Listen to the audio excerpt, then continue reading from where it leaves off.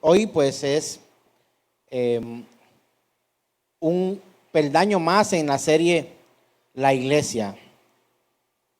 De pronto, si preguntara cuántos años llevas en la iglesia o cuántos años llevas de ser cristiano, algunos dirían 30, 40, incluso hasta quizás más, o quizás 1, 2 o 3. Pero evidentemente hoy quienes se hacen llamar iglesia pareciera que tuvieran problemas con el concepto de iglesia. Por ello el Señor nos ha inquietado de una manera muy especial a vivir de esta forma y expresar nuestras vidas para con Dios, de acuerdo a la Escritura, para ser conforme a la iglesia que Él ha diseñado. El diseño de la iglesia no pertenece a un hombre, no pertenece a una denominación, pertenece al mismo Señor. Es de acuerdo a la Escritura. Y el nuevo peldaño que hoy vemos de la serie La Iglesia es: la iglesia le sirve a Dios. Amén. Ahora permítame señalar antes de nada que cuando hablamos de hombres santos, para referirnos a personas, no estamos diciendo que existen personas que nunca pecan o que no se equivocan, ni que existen personas que han tenido poderes extraordinarios para ser llamados santos. El apóstol Pablo o Pedro no eran santos porque a través de sus manos fueron hechos milagros. Y digo a través. Los milagros fueron hechos por Dios a través de hombres y ha venido así en toda la historia de la iglesia.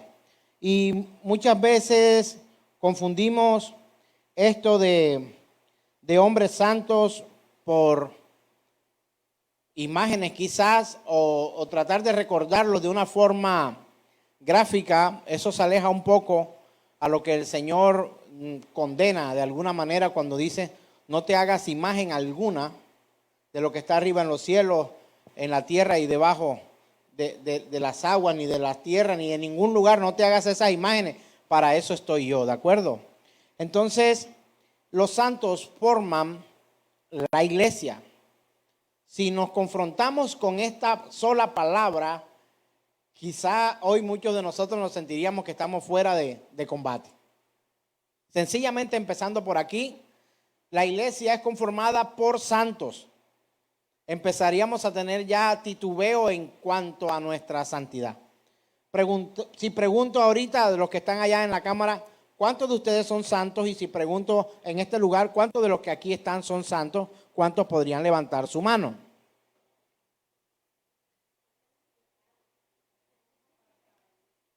Santo es apartado, separado. Y ahora más adelante voy a dar una graficación de alguien que aprendí una enseñanza muy especial. El pastor Paul Washer, que pude entender un poco más este concepto de qué significa apartado, ¿de acuerdo? Y algo que es bueno aclarar desde el principio es que no existen los grandes hombres de Dios. Y esto es un error con el que hemos vivido. Es que los grandes hombres de Dios, no. Es algo que no es correctamente concebido por el Señor. Todos nosotros somos hombres pecadores y débiles delante de un Dios que es santo, grande y poderoso. Todos somos hombres débiles delante de Él. Esos santos somos débiles. Si usted me preguntara si soy santo, la respuesta que yo le daría sería sí. Pastor, pero yo lo vi anoche enojado. Soy santo. No significa que no me equivoco y que no tengo de qué arrepentirme. Si he sido santificado por aquel que es santo, santo, santo, y no por solo 3 veces, sino desde y hasta la eternidad. No alcanzarían en los libros para escribir cuántas veces es santo Dios. Algunos dijeron en algún momento, es tres veces santo porque es por el Padre, por el Hijo y por el Espíritu Santo. Hay un error allí doctrinal. Los querubines podrían estar diciendo santo, santo, y han venido diciendo santo, santo, santo, desde y hasta la eternidad, por siempre. Y Él no es tres veces santo, Él es eternamente santo. Amén. El ministerio, que significa, ahí también hay errores, es que yo tengo ministerio, o sea que tú necesitas honra. No, si tengo ministerio es porque hago un servicio para Dios. La palabra ministro viene de una raíz que traduce servidor, ¿de acuerdo? Y es necesario que entendamos esto para ubicarnos en el contexto de la iglesia del Señor. ¿Sabe? Hoy en muchos altares se están diciendo que la gente que está ahí merece todo de Dios, como si Dios fuera deudor de ellos. Muchos están diciendo, tú puedes, lo harás, porque tú eres tú, porque tienes capacidades excepcionales, y se meten directamente con la agenda y con el propósito de Dios, con el programa de Dios. Cuando oramos como Jesús nos enseñó y decimos, Padre nuestro que estás en los cielos, paternidad de Dios, santificado sea tu nombre, santidad de Dios. Venga a nosotros tu reino, el programa de Dios. Hágase tu voluntad en la tierra como en el cielo, la supremacía, la voluntad del Señor, la agenda de Dios.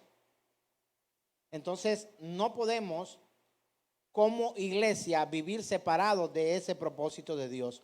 Y algo que usted y yo debemos entender es que la iglesia le sirve a Dios. Así como al rey le sirven unos súbditos, así como hay un gabinete a servicio de un presidente, la iglesia le sirve a Dios. Así como un amo tiene esclavos, los amos le sirven a su señor. Y esto de amos y de esclavos, quiero confesar algo hoy públicamente, después de unos 12 años creo aproximadamente, cuando alguien me dijo, somos esclavos de Jesús.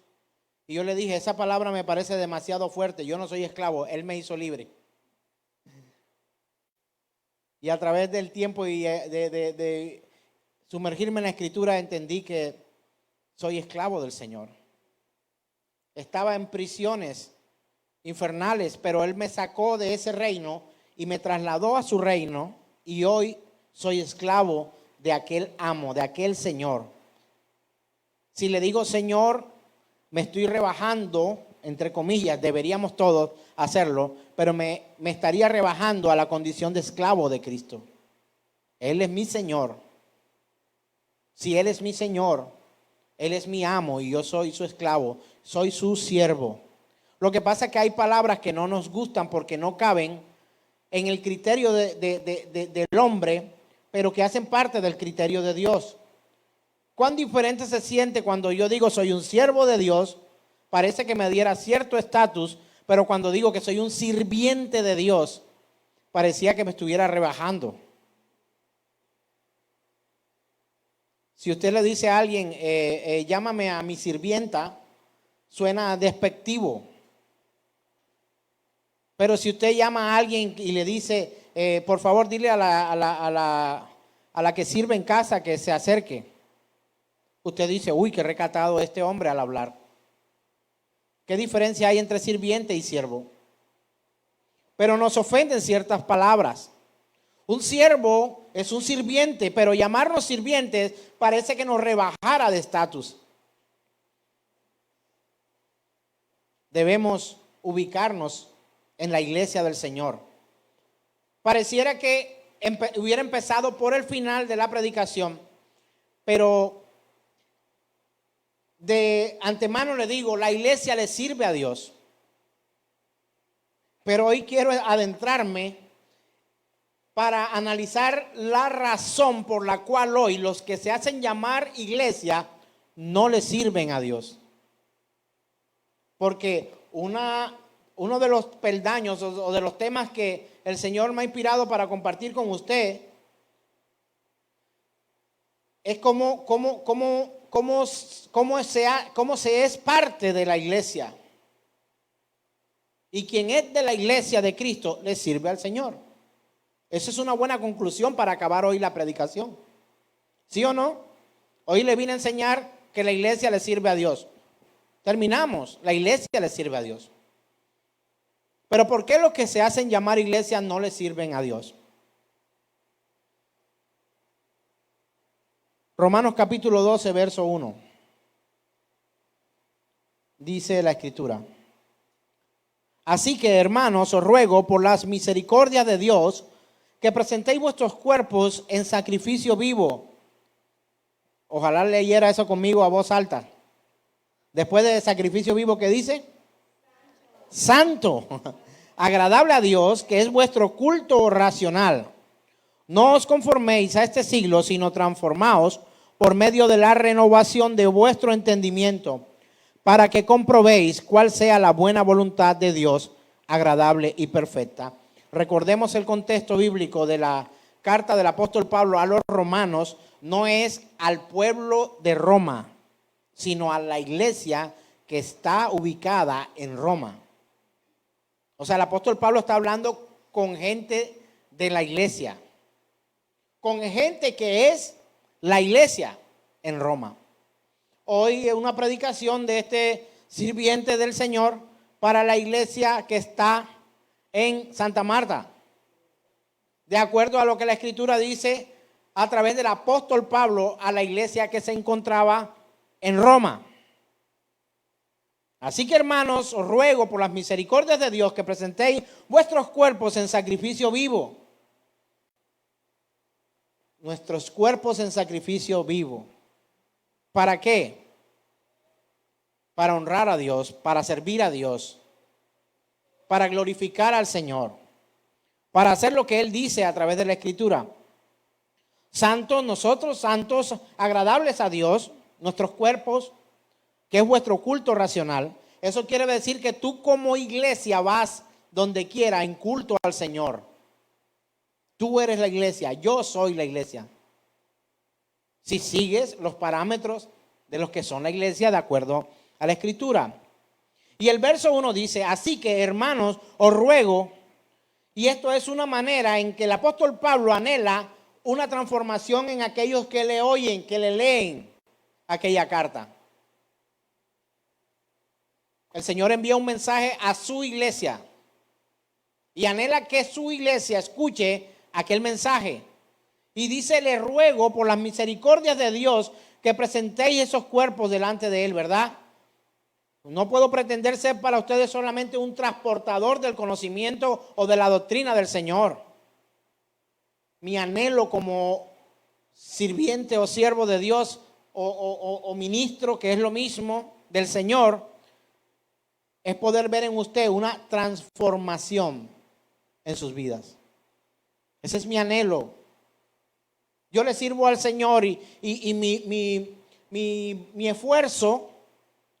esfuerzo, decimos muchas veces sacrificio, ¿no? Pero realmente es un esfuerzo. Para que haya sacrificio debe haber una víctima, debe haber un muerto. Pero mi esfuerzo será gratamente recompensado si al predicar la palabra, aquí no solo sale gente que escucha por un oído y le sale por el otro, sino que la gente sea transformada. Y era el anhelo, por eso el apóstol dice: os ruego. Igualito a los apóstoles de hoy que ruegan.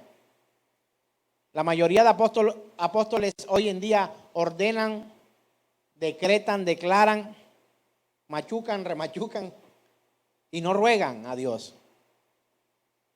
Entonces, el fin, la meta de la predicación de aquel apóstol, como la de este servidor hacia ustedes, es que a través de la Escritura haya una transformación en los que oyen el mensaje del Evangelio. Por eso no podemos predicar cualquier cosa que se nos ocurre, sino que sea de acuerdo a la palabra. Que cambiemos nuestra manera de vivir y sentir al Señor de manera real. Algunos tienen conocimiento pero no fruto. Usted ya sabe, antes de que yo termine esta predicación, ya le he dicho desde el principio, la iglesia sirve a Dios. ¿Cuántos son iglesias en este lugar? ¿Le sirve a Dios? Sin que diga nada, solo levante la mano. Los que le sirven a Dios, que están sirviendo a Dios. Se nos complica un poco más. Somos iglesia, pero no servimos. Esto es como decir, yo trabajo en tal empresa, no me pagan, no voy. No tengo horario, no tengo fecha en el calendario, no tengo compromiso, ni ellos compromisos conmigo. ¿Será que tengo un empleo con esa empresa? Creo que no. La iglesia, quien es iglesia, le sirve al Señor. ¿Pero por qué no? El contenido de nuestro corazón se ve en la acción de vida que tenemos.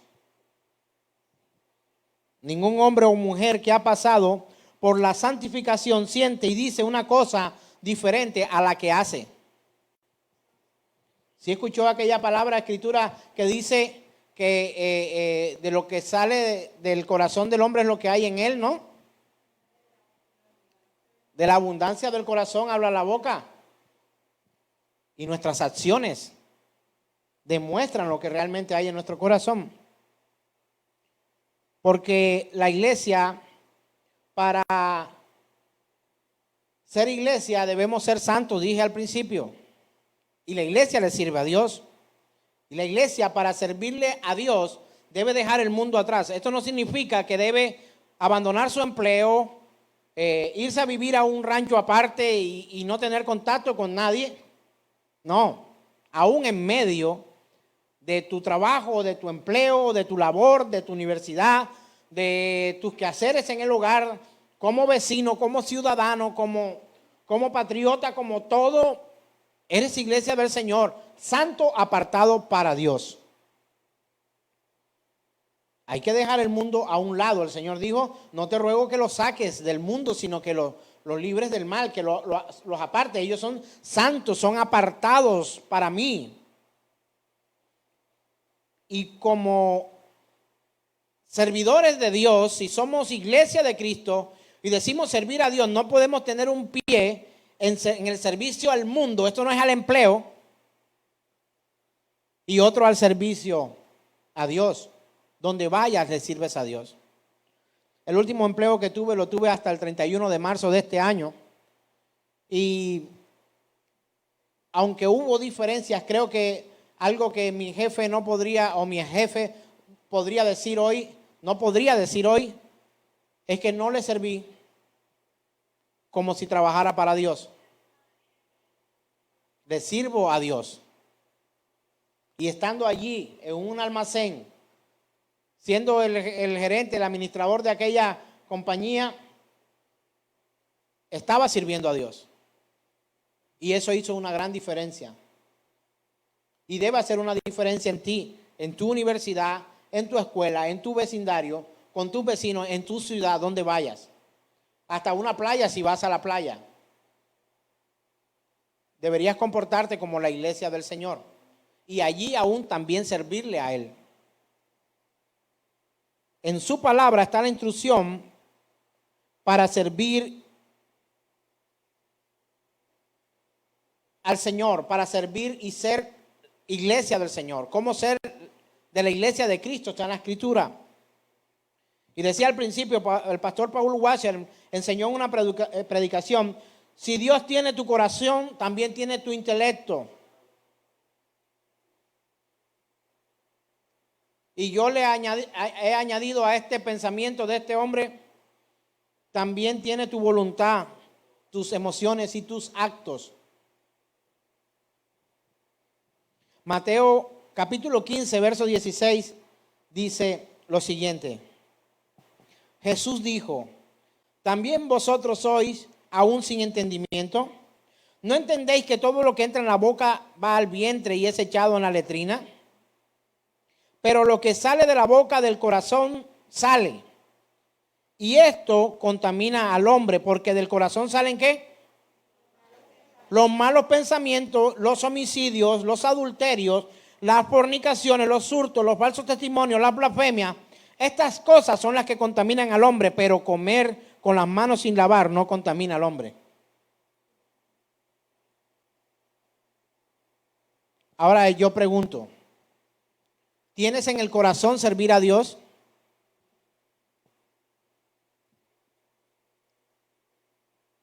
Si realmente tuvieras en tu corazón servir a Dios, le servirías. Mire lo que dice la Escritura. Porque del corazón salen ¿qué? Los malos pensamientos, que no puedes tocarlo de la persona que está a tu lado, ni los míos que tengo acá en este momento, si los tuviera.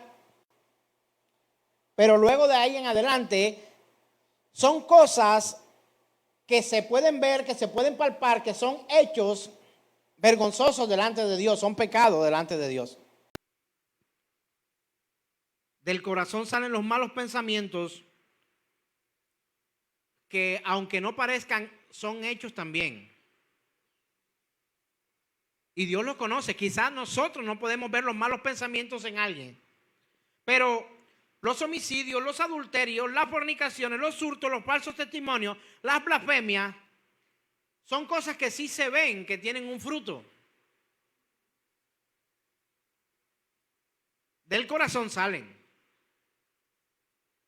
O sea que para poder servirle a Dios, no solamente es decirlo,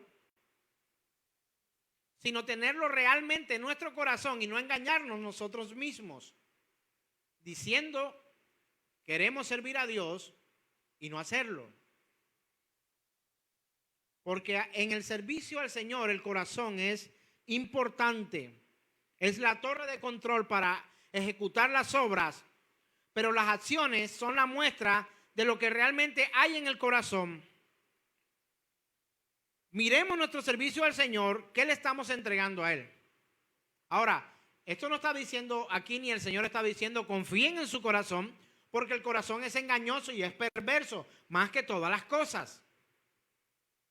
Pero cuando se habla de estas cosas, en Mateo 15, del 16 al 20, vemos a alguien que transforma no solamente sus pensamientos o sus palabras en acciones y hechos, sino también vemos que así como para lo malo, el corazón puede llegar a ser la torre de control, el corazón puede ser usado por Dios para en nuestro ser albergar, alimentar. Y cuando habla del corazón no habla del músculo cardíaco solamente. Hay muchos pasajes en la Escritura donde está hablando acerca de la voluntad, del pensamiento. El corazón en diferentes contextos ocupa no solo el lugar del músculo cardíaco. Cuando dice una flecha cayó en su corazón, cayó en el músculo cardíaco. Pero cuando hablamos que Dios habla al corazón, no habla al músculo cardíaco, habla a tu conciencia, a tu voluntad, a tu entendimiento. Y si eso es firme en tu vida, no que confíes en tu corazón, porque es engañoso y perverso, pero si tú presentas tu vida, tu corazón, tu ser completo al Señor, de tu corazón no saldrán malos pensamientos, homicidios, adulterios. El Señor dice que eso es lo que contamina al hombre. Para servir a Dios tiene que nacer algo nuevo en ti, en tu corazón, para servirle. Y esto del corazón es un tema delicado que se mal trabaja o se mal enseña. ¿Cómo tú invitas al Señor Jesús a tu corazón? Hemos repetido, te invito, Señor, a mi corazón, entra en mi corazón. Y cuando decimos esto ya somos salvos. Tristemente no. Puede quedarse solo en palabras. Es por fe y la fe tiene obras. Quien tiene fe es capaz de mostrar sus obras. Las acciones se forman en la mente y se alojan y se inician a ejecutar en el corazón, de acuerdo a lo que hemos leído, ¿de dónde viene la motivación para poder servir a Cristo? Tenemos que entender esto también. Y quiero decirle antes de continuar la razón del por qué muchos no sirven a Dios. Porque no lo conocen.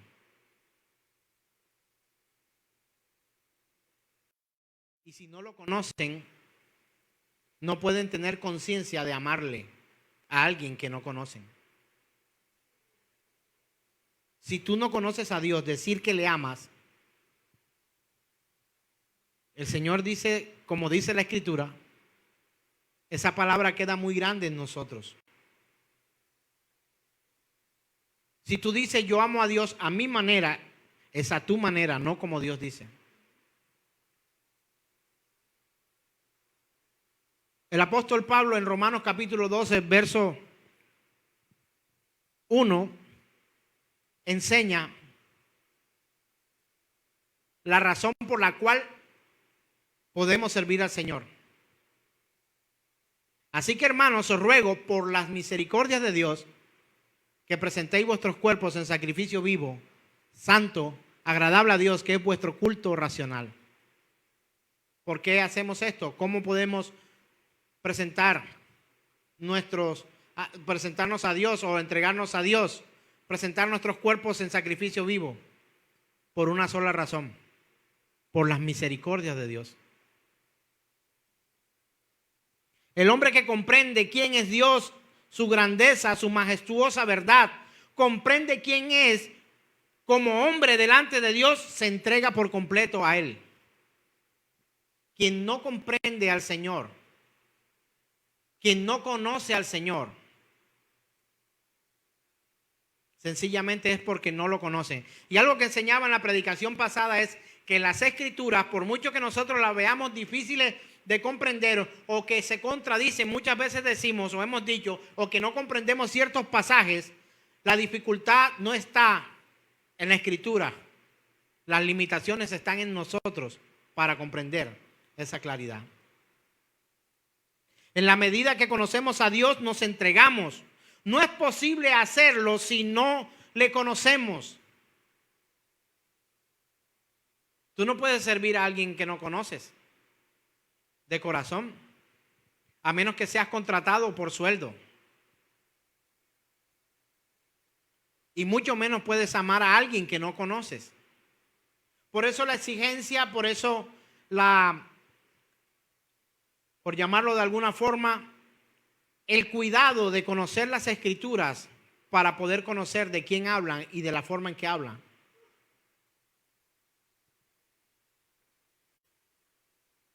Tengo una premisa personal, no es bíblica, es mi opinión. Es que creo que el hombre ama o empieza a amar única y solamente a quien le sirve a ese hombre. Piense en las personas que usted ama. Piense en alguien que ama. ¿Creo que usted pueda servirse de esa persona? El servicio y el amor vienen, para mi concepto, no lo he leído bíblicamente, pero vienen tomados de la mano. ¿Alguien aquí me ama? El día que yo deje de servirle, usted dejará de amarme.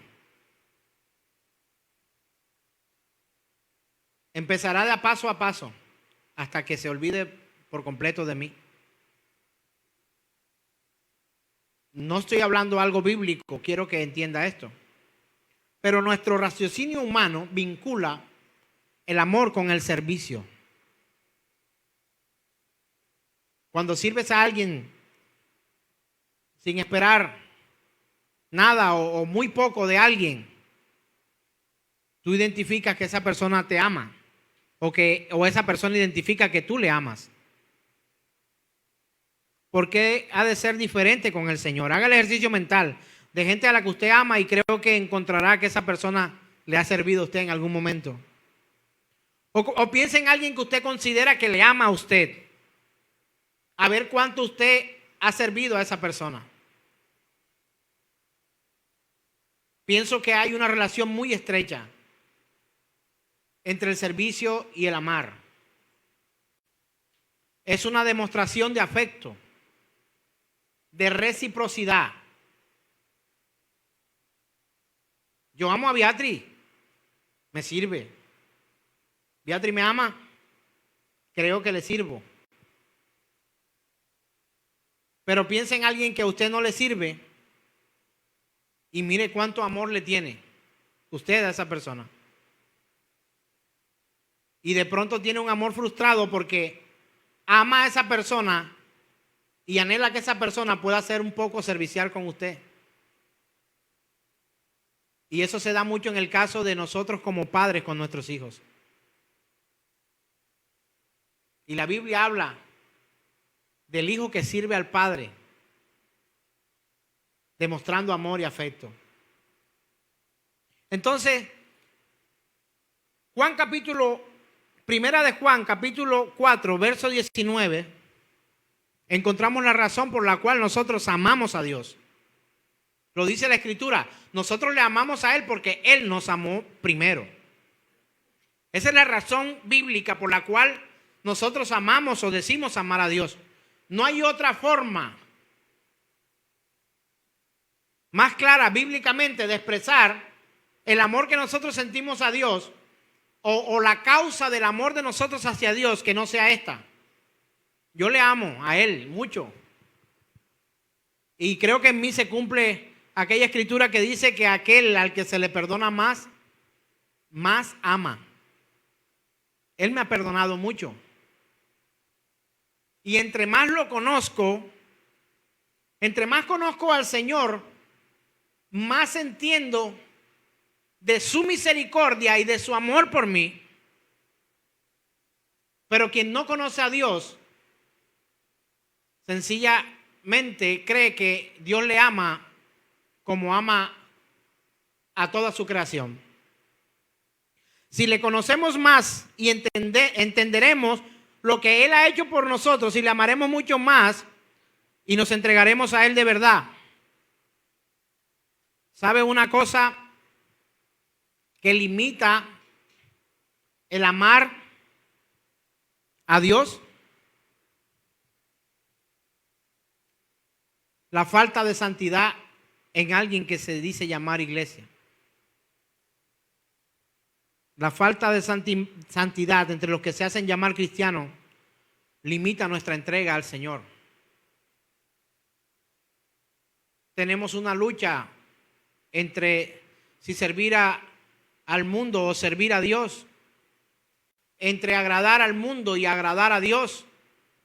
Por eso la Escritura dice: nadie puede servir a dos señores, porque amará a uno y aborrecerá al otro. ¿Está o no ligada la Escritura con el servicio? Sí. Nadie puede servir a dos señores. Él no dice porque a uno le servirá con agrado, con gusto, hará las cosas perfectas, para otros no. No dice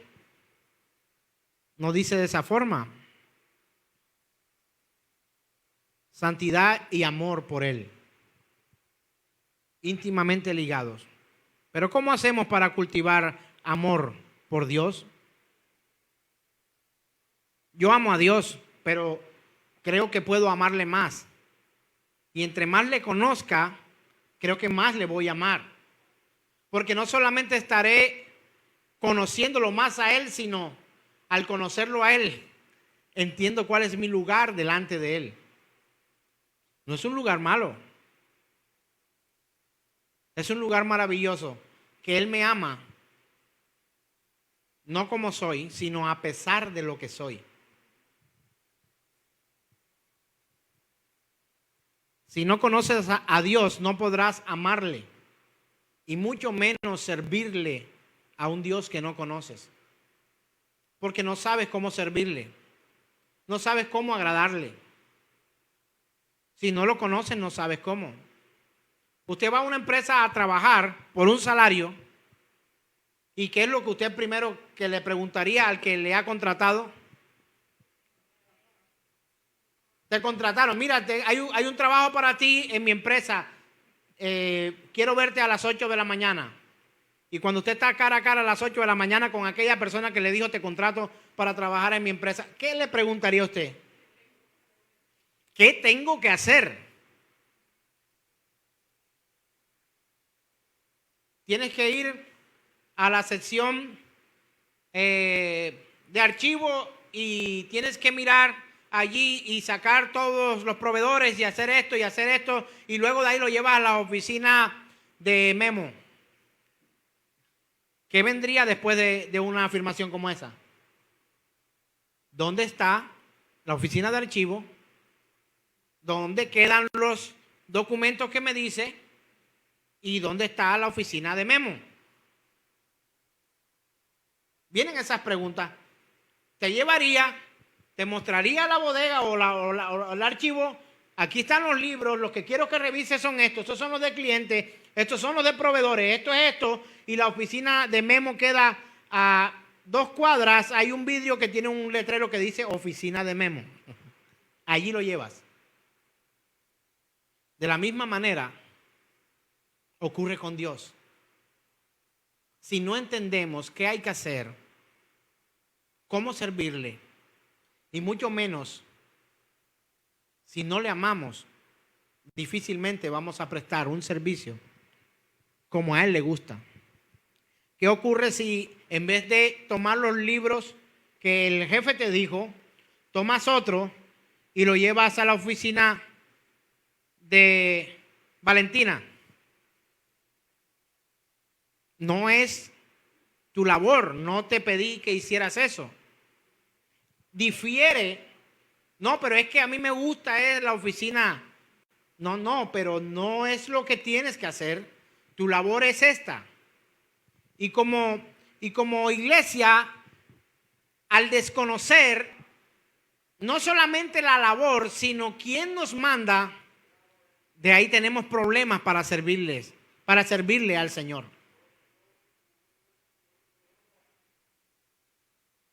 Necesitamos conocer a Dios para poder servirle.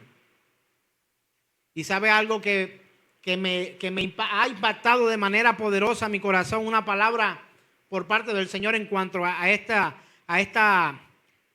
de conocer y no conocer al Señor. La encuentro en Jeremías capítulo 9, versos 23 y 24.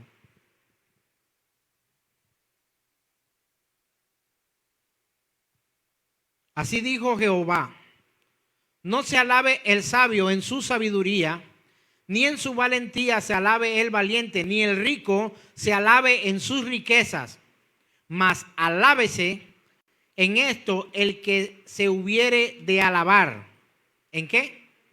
En entenderme y conocerme, que yo soy Jehová, que hago misericordia y juicio y justicia en la tierra, porque estas cosas quiero, dice Jehová. Aquí está, y de hecho la versión Reina Valera tiene un subtítulo aquí, si la busca en su Biblia de papel, creo que encontrará, dice: el conocimiento de Dios es la gloria del hombre. Me encanta. No, yo creo que usted ya sabe, y lo hemos dicho muchas veces, la escritura viene sin subtítulos, sin versículos, sin capítulos. Pero cuánta identidad al leer este subtítulo que dice: el conocimiento de Dios es la gloria del hombre. Y aquí encuentro mucho para comprender y para quizás en mi torpe hablar tratar de explicarle cómo usted o qué debe hacer usted para poder servirle, crecer en servicio a Dios y en crecer en amor para con Dios.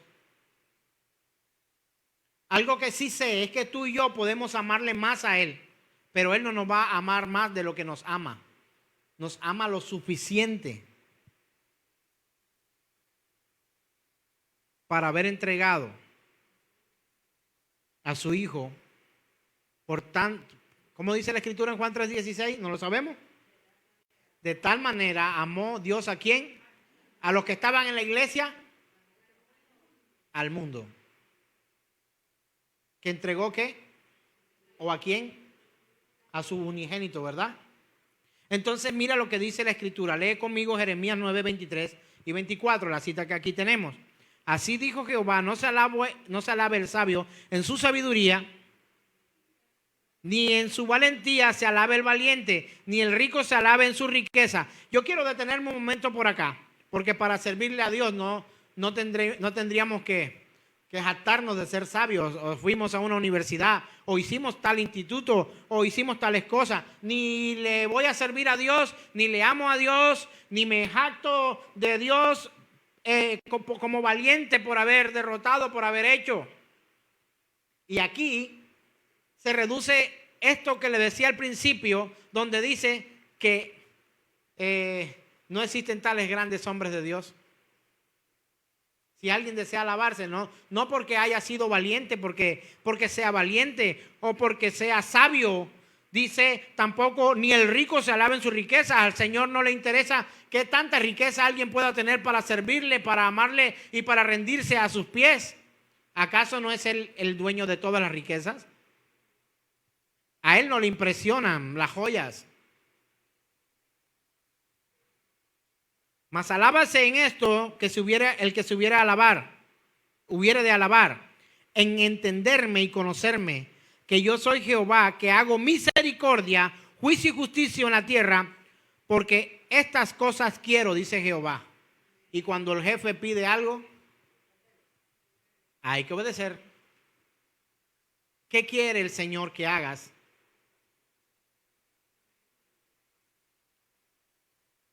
Primeramente, entenderle, conocerle, para poder hacer con Él, ser instrumentos de Él en ejecutar ¿qué? Misericordia, juicio y justicia en la tierra, porque estas cosas quiero, dice Jehová. Ahora, ¿somos nosotros los misericordiosos? No. Si tenemos misericordia es porque Él ha colocado misericordia en nosotros. ¿Somos nosotros de juicio y de justicia? Si tenemos justicia, que sea la justicia de Dios. Y si hemos sido, o si hoy somos llamados justos, es porque hemos sido justificados por aquel justo que ocupó nuestro lugar de injustos. ¿Sabe por qué la gente no sirve a Dios? Y quiero seguir enlazando estas dos virtudes de un hombre o una mujer, de amar y servir a Dios, porque no conoce los atributos de Dios. Qué maravilloso libro hemos estado leyendo. Los atributos de Dios. ¿Sabe? Hoy no se predica de los atributos de Dios. Se predica del poder de Dios, de lo que Dios puede hacer por ti en todo momento. Pero no de quién es Dios y por qué tú deberías rendirte a sus pies, amarle y servirle.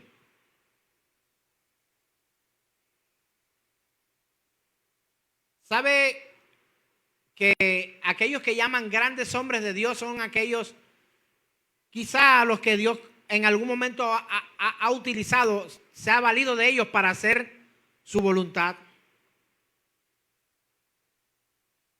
Y queremos ver el poder de Dios no en Dios, sino en los grandes hombres de Dios. Y muchas veces anhelamos ser esos grandes hombres de Dios por un solo y sencillo propósito: aumentar nuestro ego y ser importante delante de otros. Y no que toda gloria y toda honra sea rendida ante Él. Y creo que es una de las razones también por la cual no servimos a Dios. Porque no quizás soportamos o no consideramos que Él crezca y nosotros menguemos. Qué hermoso lugar estar delante, ¿no? Qué hermoso lugar ser el que tiene la vara y decir que se abra el mar. Pero yo lo invito a que conozca al Señor y que aquellas grandes maravillas y poderosas obras que fueron hechas Si usted lee 3, 4, 5 y hasta un solo versículo antes de esa tremenda proeza, el Señor ha hablado a esos grandes hombres y le ha dicho lo que va a ocurrir. ¿Por qué recuerdas al profeta Elías? Porque hizo llover. Se recuerda y se dice. Porque dijo que dejara de llover y dejó de llover, y que luego oró para que lloviera y llovió. Pero si usted lee la escritura completa, dice, ve a aquel lugar y no va a llover durante 3 años. Quien primero dice que esto va a ocurrir es el Señor.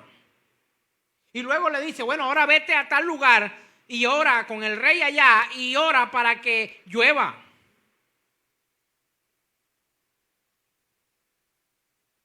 Antes de un Moisés con una vara frente a un mar, hubo una voz que habló a Moisés y le dijo, levanta la vara y camina hacia el mar.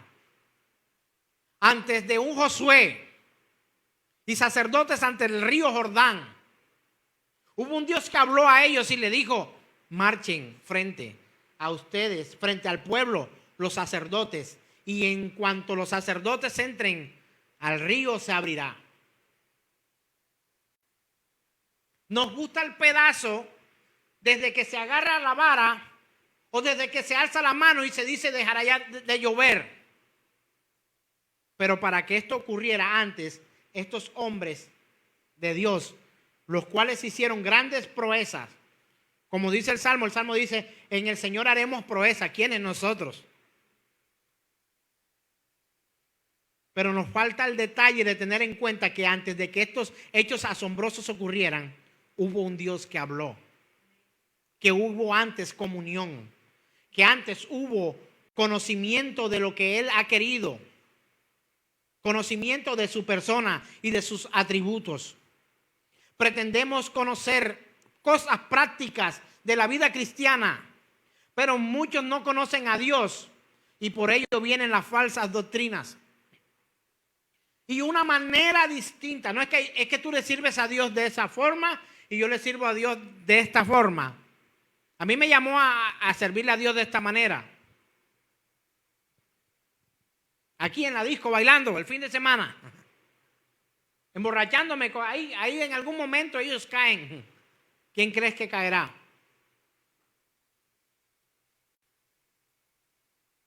No conocen a Dios, por ello no entienden ni la vida, ni el pecado, ni nada de nada, por lo cual no pueden servir a un Dios santo.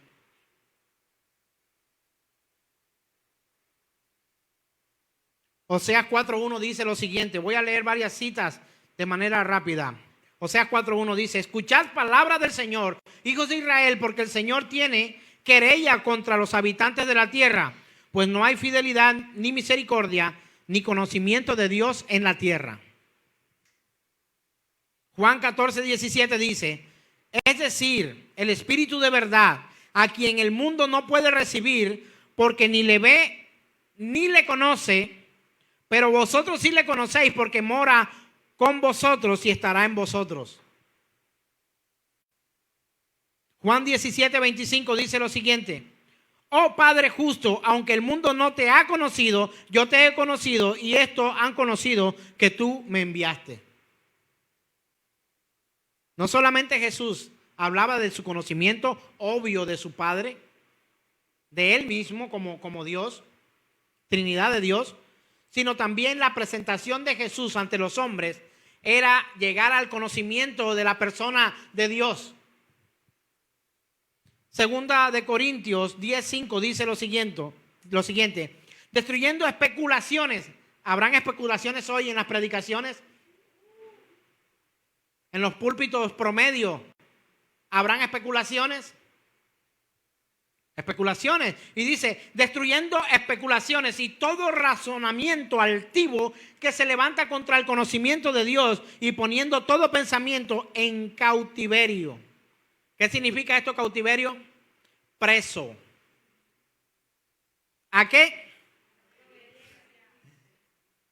En cautiverio a la obediencia de Cristo Jesús, esclavos del Señor.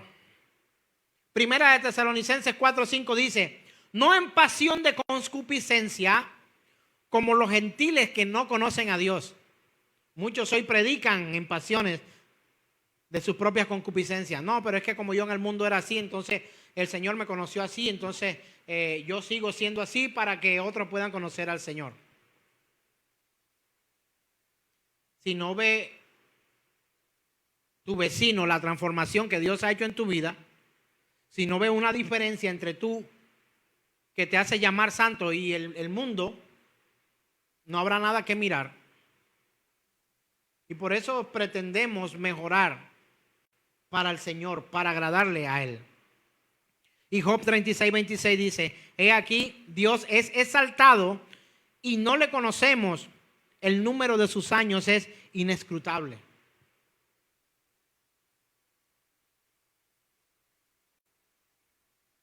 El Salmo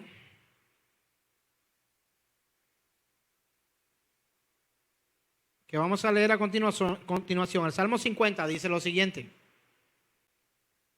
Dios juzgará al mundo. El Dios de dioses, este es un salmo de Asaf, quiero anunciarle. El Dios de dioses, Jehová, ha hablado y ha convocado la tierra desde el nacimiento del sol hasta donde se pone. Eso quiere decir a toda la tierra. De Sión, perfección de hermosura, Dios ha resplandecido. Vendrá nuestro Dios y no callará. Fuego consumirá delante de él y tempestad poderosa le rodeará. Convocará a los cielos de arriba y a la tierra para juzgar a su pueblo. ¿Juntarme qué? Mis santos, los que hicieron conmigo pacto con sacrificio.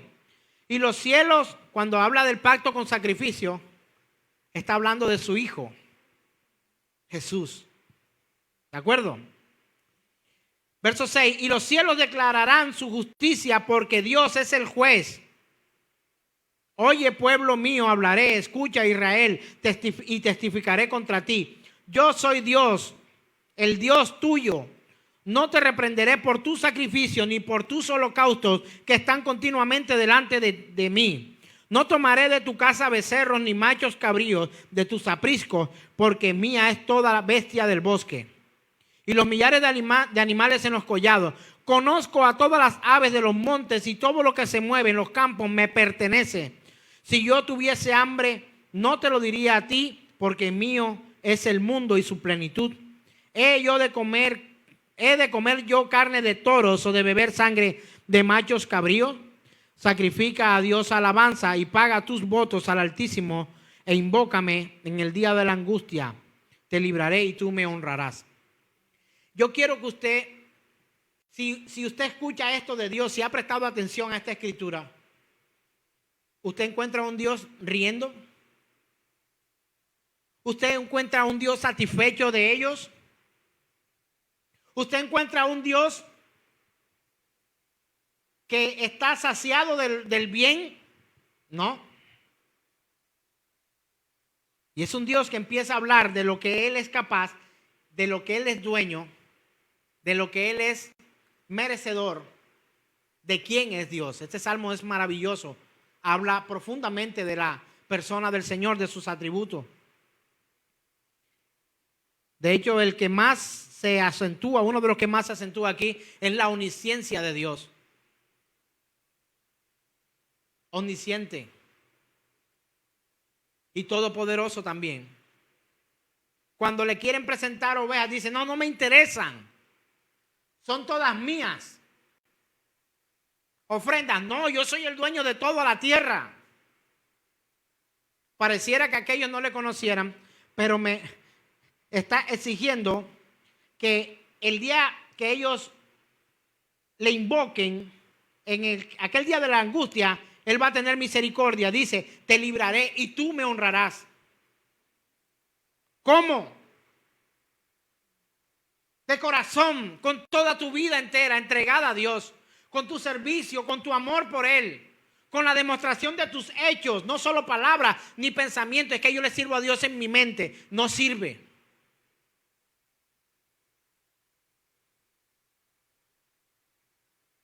Muchos no sirven a Dios porque no lo conocen.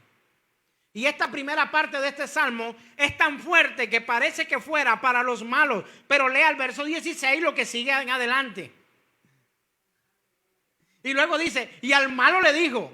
O sea que esto se lo dijo ¿a quién? ¿A los buenos? A los suyos. Pero al malo dijo, ¿qué tienes tú que hablar de mis leyes y que tomar mi pacto en tu boca? Wow. ¿Entiende usted esto? Le está diciendo, tú ni me conoces. Tú no conoces mis leyes, tú no sabes de mí, tú no sabes. Ahí sí vale la pena decir, tú ni sabes quién soy yo. Pues tú aborreces la corrección. O sea, ¿qué tienes tú que hablar de mis leyes y qué tomar mi pacto en tu boca? Pues tú aborreces la corrección y echas a tu espalda mis palabras.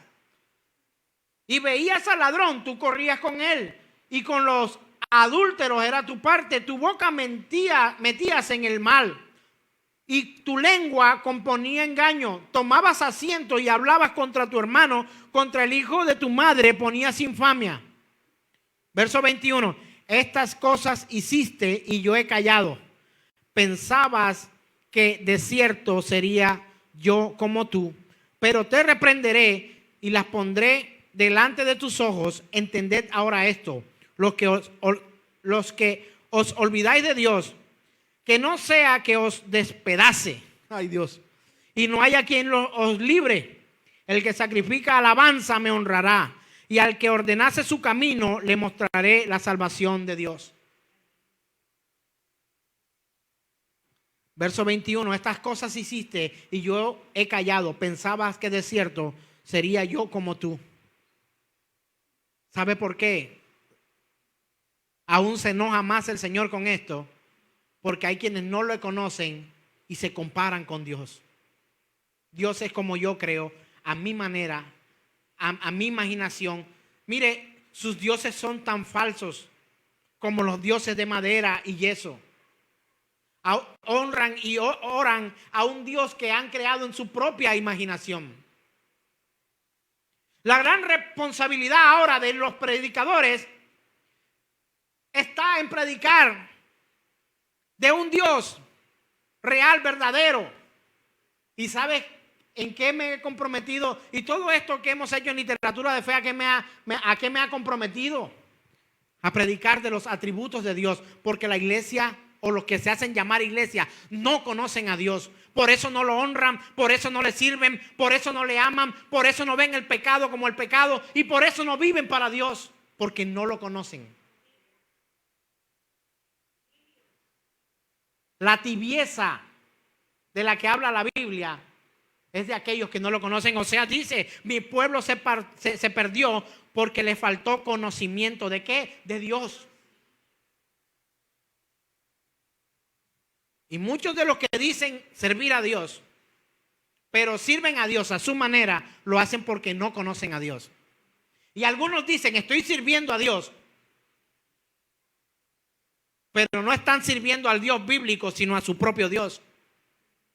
El apóstol Pablo, quien fuere llamado en un tiempo Saulo de Tarso, correteaba, perseguía a la iglesia y creía, convencido de que estaba haciendo un favor a Dios. De hecho, el Señor Jesús dice en su palabra, los van a perseguir y muchos van a creer que están favoreciendo al Señor al perseguirlo a ustedes. La gran responsabilidad está en los predicadores, pero las consecuencias no son solo para ellos, sino para los que los oyen. O sea, para usted y para mí. La santidad de Dios es necesaria conocerla. Volviendo a lo que hablaba al principio, entendí lo que es santo. O sea, no que antes no lo entendiera, sí lo comprendía, pero lo puedo explicar hoy de una manera mejor. Porque la palabra santidad viene de una raíz hebrea que significa cortar y separar. No solamente cortar, sino cortar y separar. Y el pastor Paul Washer lo enseñaba en una predicación, que cuando veía a su esposa cocinando, que tomaba una pila de hortalizas y la cortaba y hacía luego una pila. Cuando ya no cabía más en la tabla, ¿qué hacía? La apartaba. Y seguía cortando y seguía picando y luego otra vez la apartaba. ¿Así no cocina usted? Tenga una gráfica de más o menos lo que significa santidad. Cortado y apartado para Dios. Me pareció muy gráfico esta forma de poder enseñar santidad, pero algunos no conocen la santidad de Dios y creen que se pueden seguir involucrando con el mundo de la forma en que lo hacen porque sienten que su santidad no se verá afectada. He aprendido algo en estos últimos meses. El Señor pondrá todo en su lugar. La palabra de Dios pondrá todo en su lugar. Tanto a ustedes como a mí me pondrá en mi lugar. El cielo y la tierra pasarán, mas su palabra no pasará. Santidad, no hay nadie como Él. Él está separado. Él no es como nosotros. En esta escritura que leemos, dice, estas cosas hiciste y yo he callado. ¿Pensabas que de cierto yo sería como tú? Nada más y nada menos. Porque hay una santidad equivocada en los que hoy se hacen llamar iglesia del Señor. Cuando la escritura habla de ser santos, no dice que es como tú quieres. Dice, sed santo como vuestro Padre Celestial es santo. Y cuando Él lo dice de su propia boca, dice, sed santo como yo soy santo. También aprendí que también dice que cuando Moisés fue llamado por Dios, imagínense a Moisés apacentando ovejas en aquel desierto. Por eso tenían que irse muy lejos, aquí, allá, era cuando dice que te apacentaré en el desierto. No significa que hay pacas de heno para que coma la oveja.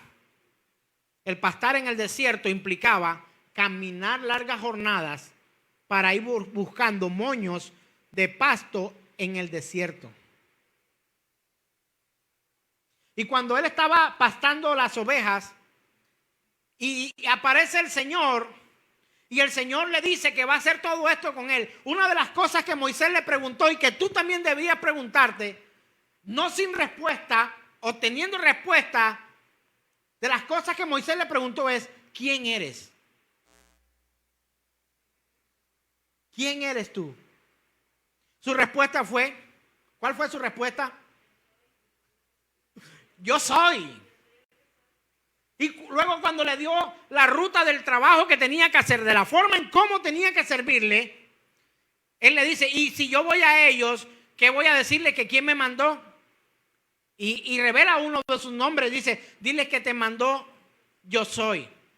¿Quién eres tú? Yo soy el que soy. ¿Sabe por qué? Se me agua el corazón cuando pienso en esto que he aprendido de Dios en estos días. ¿Sabe por qué? Uno de los nombres de Dios es yo soy el que soy. Porque no había una sola imagen de referencia para Moisés en el universo para decir cómo era Dios. Ni una. Pastor Paul enseña, dice en una predicación, me impactó tanto esto, que él dice, hay más de 7,000 millones de personas en el mundo. Si un extraterrestre viniera a la Tierra y le preguntara a un terrestre, ¿quién eres? Él podría decir, como él, como aquel que está allá, como 7,000 millones más. Pero como Dios no. Si lo conocieras, entenderías esto. Y entenderías esta escritura, por favor, del Salmo, donde dice, ciertamente, pensabas de que de cierto sería yo como tú.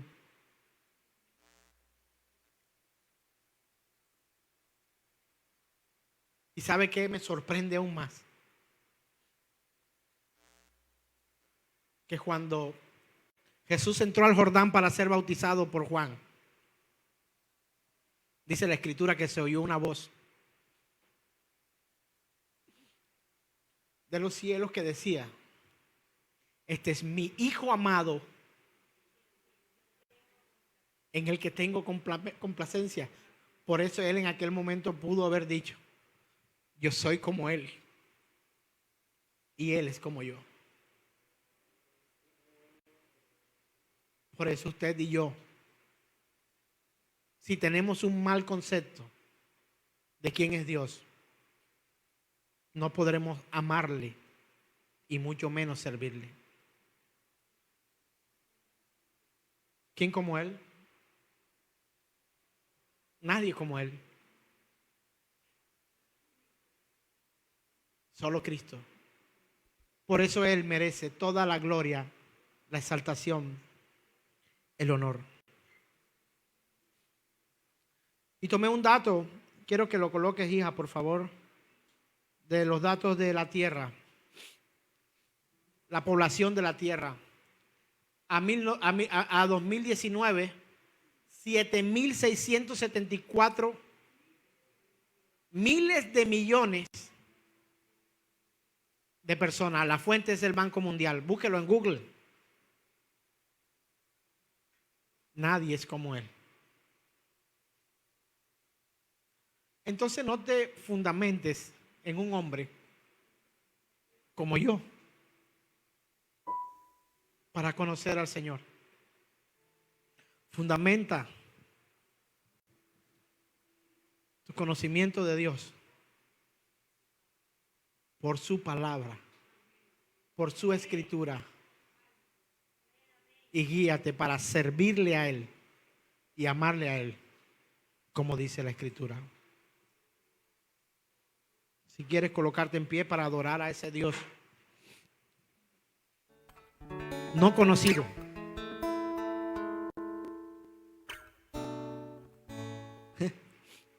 Yo hoy predico al Señor con tantos errores y con tantas, no sé, torpeza al hablar. Yo veo a Memo escribiendo y digo: ¿en qué me equivoqué? Cuando escucho a alguien que sé que busca al Señor, que trata de entenderle. Si viera a David, a María del Rosario, a los que no solamente asisten a una escuela para aprender el panorama de la Biblia, sino aquellos que hacen, por decir de alguna forma, un esfuerzo más. Y tenemos otros espacios de estudio y nos llamamos a la 1 de la mañana y nos decimos cosas para conocer al Señor. Yo temo fallarle, ¿sabe? Porque a alguien que no conoce a Dios es fácil engañarlo. Y es fácil predicar ante una multitud de ignorantes que no conocen a Dios. Por eso hoy las congregaciones tienen maestros que enseñan de acuerdo a sus propias concupiscencias y nadie se da cuenta.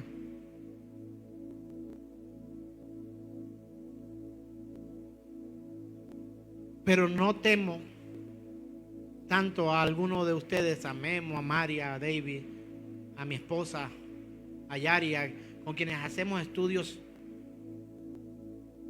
más profundos, más, no paramos de tratar, es un esfuerzo de tratar de conocer a Dios. Mi preocupación mayor no es defraudarlos a ellos ni a ninguno de los que me escucha, así no estudie con nosotros. Pero si los predicadores de hoy, eso lo escribí y lo publiqué hace un tiempo, si los predicadores de hoy entendieran que no solamente la gente que está allí le escucha su predicación, sino que es Dios también quien escucha sus predicaciones, no predicarían tanta cosa absurda y triste. Y entenderían bien estas palabras. Estas cosas hiciste y yo he callado. Pensabas que de cierto sería yo como tú. Hermano, al predicar yo, mi temor no solamente es que usted me halle un error, que los tengo, y quizás hoy más que antes. Pero mi mayor temor no es el con aquel que puede matar mi cuerpo, sino con aquel que tiene el poder para echar mi alma al infierno. Que no solamente es un Dios justo, bueno, misericordioso, que sana, que hace milagros, que abre mar, que abre el río, que abre camino en medio de sequedales y ríos en la tempestad. O sea, es capaz de abrir, ríos en el desierto. Aquel también es juez, justo. Si conocieras al Señor, no solo le amaras como Él busca y espera que le ames, sino que le servirías. Y no solamente me dirías, pastor, ¿en qué puedo servir? Porque podría yo utilizar esta predicación para aprovecharme de ti y de lo que puedas hacer en el templo, en ir, en traer, en ir por agua, en barrer, organizar esto. Podría aprovecharme. Pero el servicio a Dios es más fuera del templo que dentro de él. Adoremos a ese Rey. No hay comparación. Gracias, Señor. Gracias por tu palabra, Señor.